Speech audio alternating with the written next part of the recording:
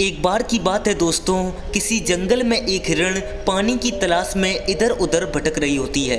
वह हिरण बहुत ही ज्यादा प्यासी थी। वह काफी देर तक भटकती रहती है लेकिन उसे पानी नहीं मिलता है। जब वह पानी की तलाश करते करते थक जाती है तो वह निराश होकर एक पेड़ के नीचे बैठ जाती है। जब वह पेड़ के नीचे थककर शांत बैठ जाती है तभी उसे पास ही कहीं से नदी के बहाव की आवाज सुनाई देने लगती है। वह आवाज की दिशा में ध्यान लगाती है और फिर पानी की तरफ बढ़ने लगती है।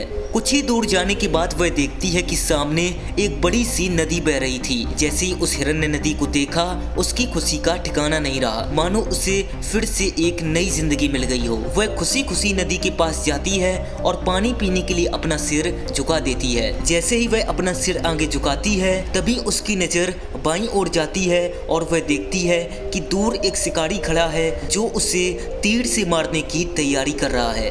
वह अपनी जान बचाकर भागने के लिए जैसे ही दाईं ओर का रास्ता देखती है तो उसकी नजर एक शेर पर पड़ती है जो उसी की ओर बढ़ रहा होता है। अब हिरण पूरी तरह से घबराकर पानी और सब कुछ भूल जाती है। वह फिर पीछे मुड़ती है तो देखती है कि दूर से आग की लपटें धीरे धीरे उसकी ओर बढ़ रही हैं। अब वह सोचने लगती है कि उसे चारों तरफ से परेशानियों ने घेर लिया है। वह सोचती है कि अब क्या किया जाए, क्या इस कठिन स्थिति से बाहर निकलने का कोई रास्ता है। वह हिरण सोचती है कि अब जब चारों ओर से मुसीबतें आ ही गई हैं तो क्यों ना पानी पीकर अपना काम कर लिया जाए, क्योंकि अंततः उसे मरना ही है। इस विचार के साथ वह पानी पीने में जुट जाती है। तभी अचानक आसमान में काले बादल घेर आते हैं और बारिश शुरू हो जाती है। बारिश की वजह से आग बुझ जाती है और शिकारी का ध्यान शेर की ओर आकर्षित हो जाता है। जब हिरण पानी पीकर अपना सिर ऊपर की ओर उठाती है तो उसे एहसास होता है कि हालात पूरी तरह से बदल चुके हैं। शिकारी का ध्यान अब उस पर नहीं है बल्कि शेर की ओर केंद्रित हो चुका है। वह शेर